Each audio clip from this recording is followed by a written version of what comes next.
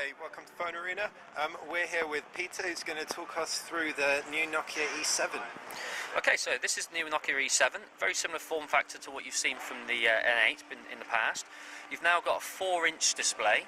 This is made from hardened glass and it's actually an AMOLED display as well. Fully touchscreen with capacitive touch. If we look at the casing itself, it's made from the same anodized aluminium that you'd expect from the N8. Camera-wise, if I turn it over, we've now got an 8-megapixel camera with dual LED flash.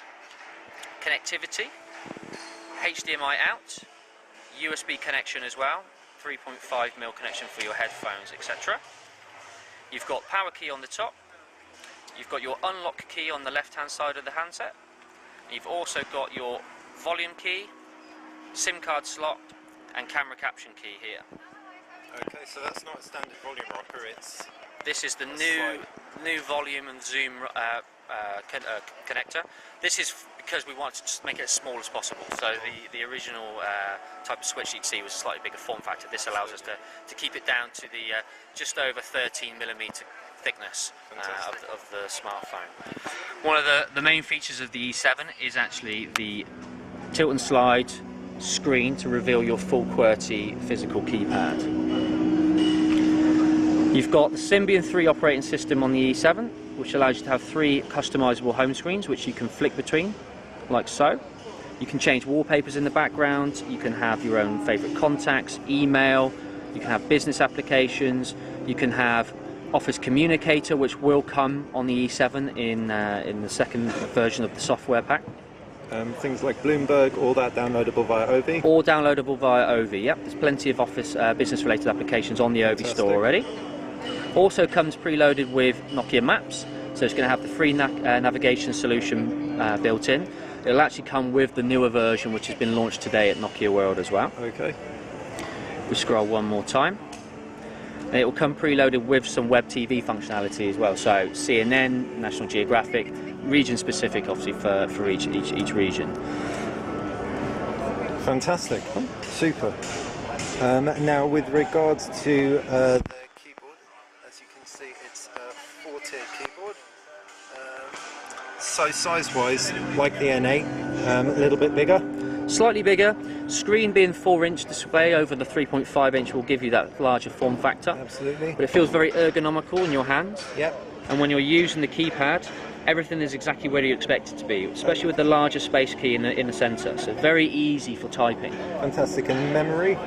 Comes built in with 16 gig worth of memory. Now that's not expandable, but it does support the USB on the go functionality. Okay. And now will that ship in the box? The USB connection won't be in the box, but it will be available as an accessory. Okay. I can show you how that works. So this is the cable itself. I've got my own thumb drive connected to it.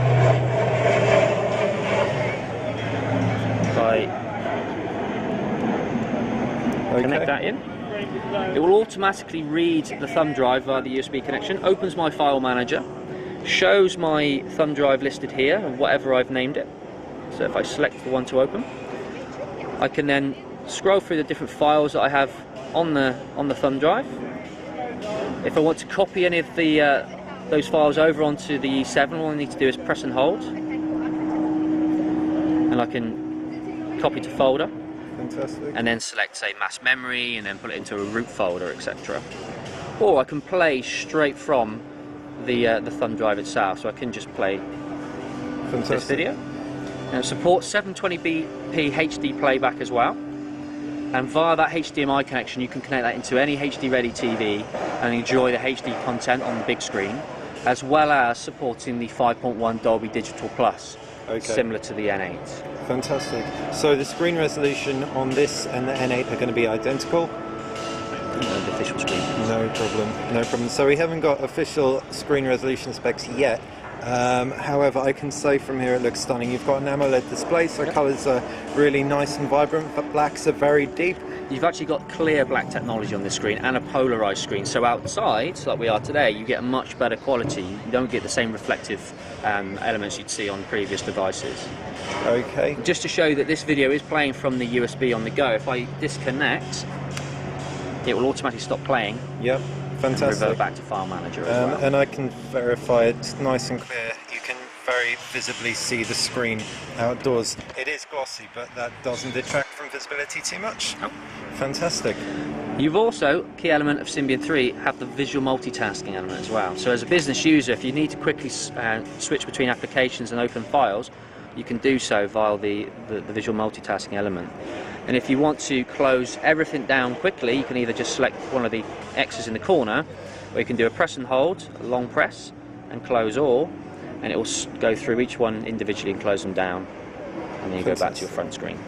Phenomenal. Can we get maybe a 360 degrees to have a look at the closing and opening from a different angle?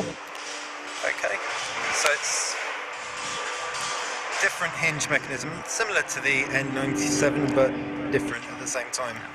With the hinge is actually made of steel, so it's very durable. Okay. And it's got a very robust feel about it. Okay, fantastic. Well, I think we've got pretty much everything. You've been